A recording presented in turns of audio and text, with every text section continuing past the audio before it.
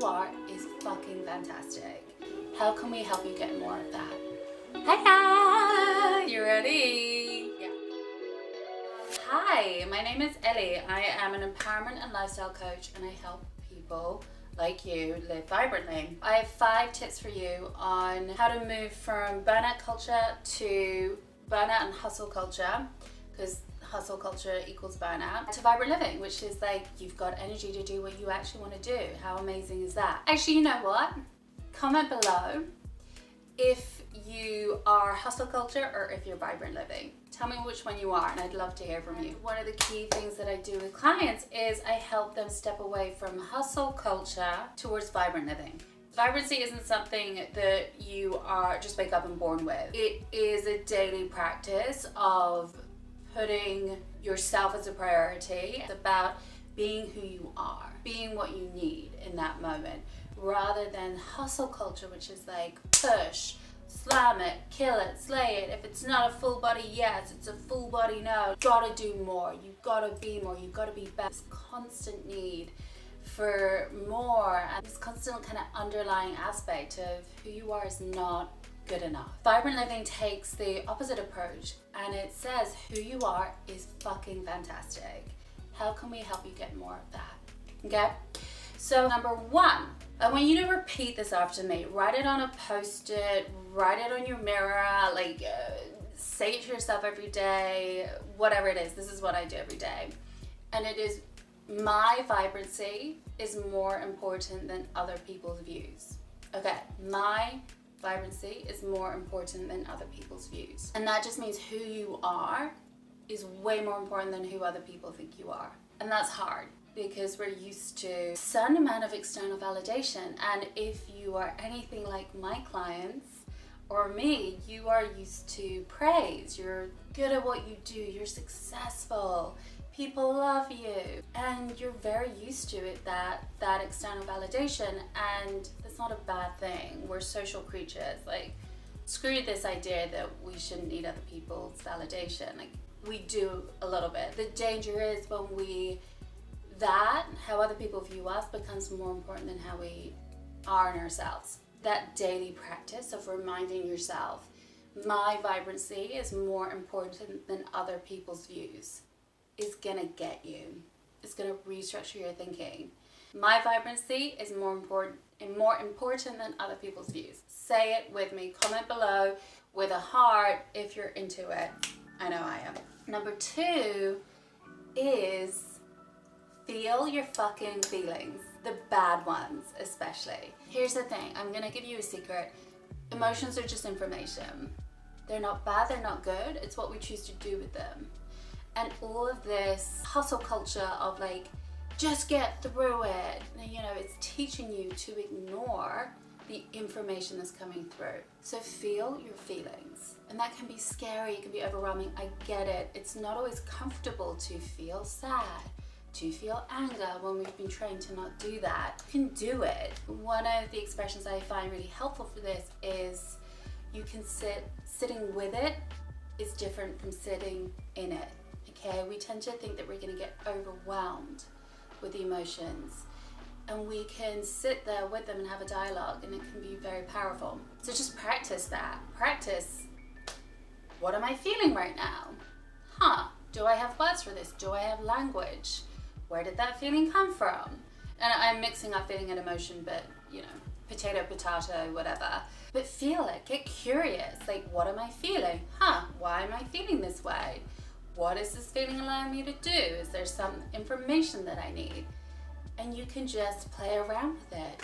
Okay, so feel your feelings, because there's such a good information source about what you need and what you want if we choose to listen. And that is vibrant living, listening to ourselves. Number 3 is very similar, but kind of different. And it's, we're gonna start listening to our bodies.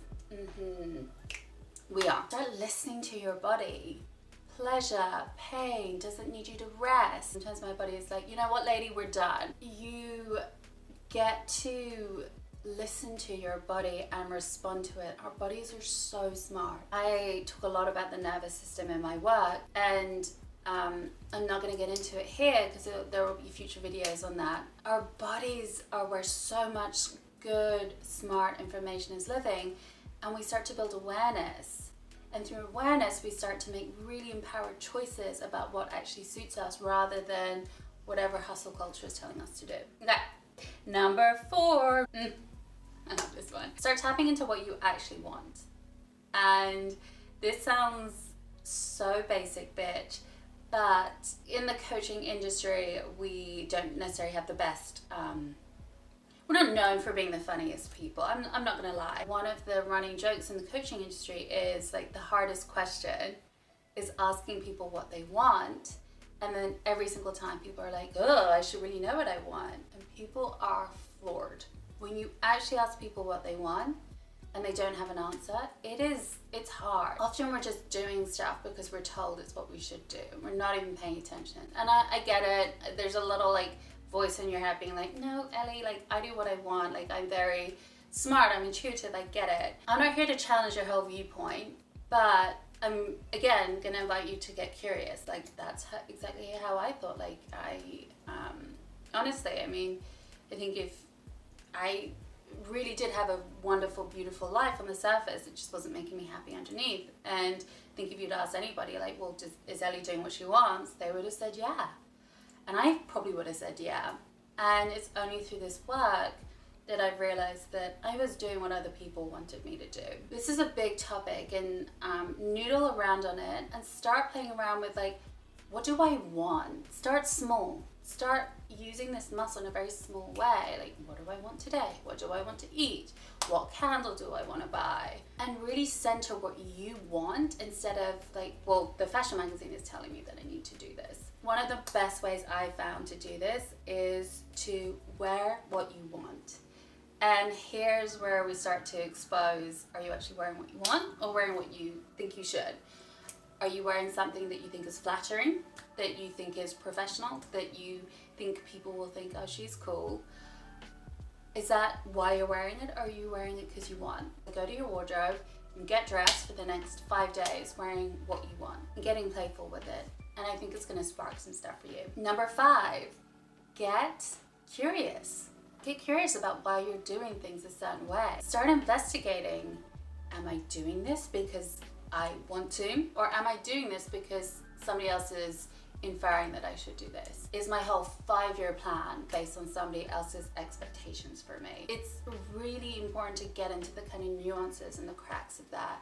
So get curious, start a daily practice. This is something I give my clients all the time when we start working together. Just like at the end of the day, what did I think? What did I do? Why did I do those things? And this is when this information from your feelings is going to come in. That's when information from your body is going to start to come in. And if that information is at odds with what you were doing, it's a really good space to get curious. So those are my 5 tips to move from hustle culture to living vibrantly. So to make it as easy as possible for you, if you look at the first comment below, I have given you a really fantastic resource that I use personally, and it's also something that my one-to-one and other clients use as well. So take a look below, and thank you for being here. Thanks for listening. All right, Chelsea's.